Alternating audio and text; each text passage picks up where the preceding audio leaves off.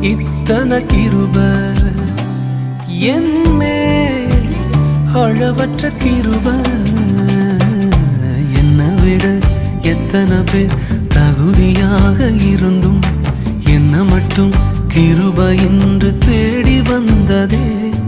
என்னை விட எத்தனை பேர் தகுதியாக இருந்தும் என்ன மட்டும் கிருப என்று உயர்த்தி வைத்ததே. உங்க கிருப என்னை வாழ வைத்ததே. உங்க கிருப என்னை தூக்கி சுமக்குதே. உங்க கிருப என்னை வாழ வைத்ததே. உங்க கிருப என்னை